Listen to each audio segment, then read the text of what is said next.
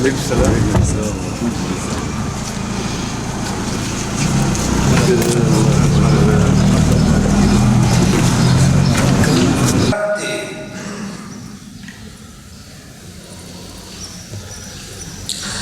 روى الترمذي عن عائشة رضي الله عنه ما عمل آدمي من عمل مكافأة من نتيج أو الذكاء فطروا بها بفضل عليه الصلاة والسلام بأن قربان الفضل رجع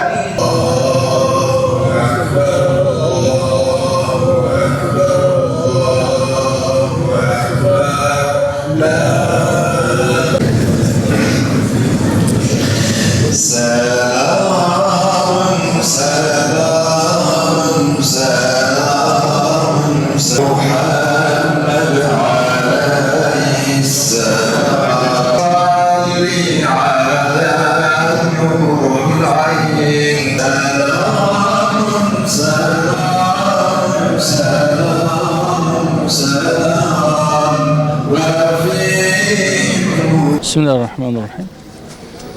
Bize bir kez daha bayrama kavuşturan Allah'a hamdolsun.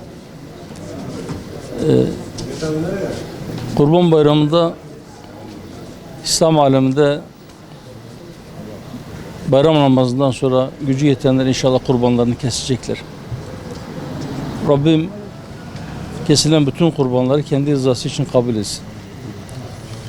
Dün Arafat'ta vakfaya duran bütün hacıların hacını kabul eylesin inşallah. Evet, bizler belki küçük baş, büyük baş hayvanları keserek kurban ediyoruz ama Filistin'deki Müslümanlar kendi evlatlarını kurban vermeye devam ediyorlar. Daha birkaç gün önce Kasam Tugaylarının liderlerinden İzzettin Haddam şehadet şerbeti içmişti. Onun yerine seçilen komutan dün gece yapılan bir suikastla o da şehit oldu.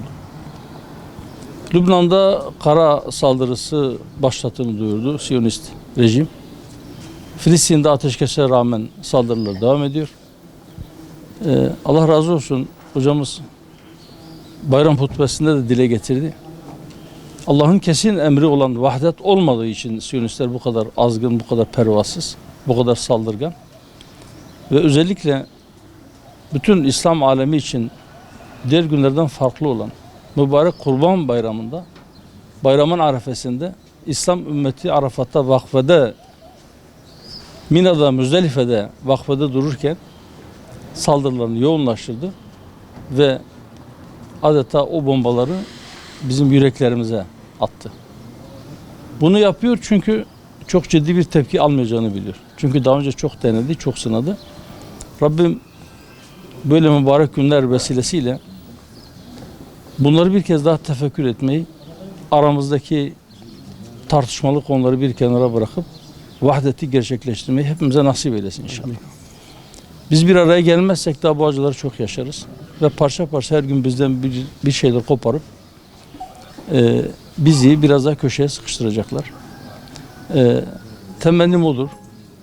İnşallah bu mübarek günler vesilesiyle Arafat'ta vakfaya duran hacıların makbul dualarının arasında bizim dualarımızı da katar ve bizlere vahdeti, birliği, beraberliği ve bunun akabinde de izzeti nasip eder inşallah. Zira bu hal daha fazla sürdürülebilir değildir. Yine buruk bir bayram. Bu kaçıncı bayram? Neredeyse 100 yıldır İslam ümmeti ağlıyor. Ve bu hal devam ederse daha çok ağlayacağız gibi. İnşallah bu ağladığımız son bayram olsun. Ama bütün küfre ve bütün saldırganlığa rağmen biz İslam'ın şiarlarında olan bayramlarımızı kutlamaya devam edeceğiz. İslam ümmetinin bayramı mübarek olsun.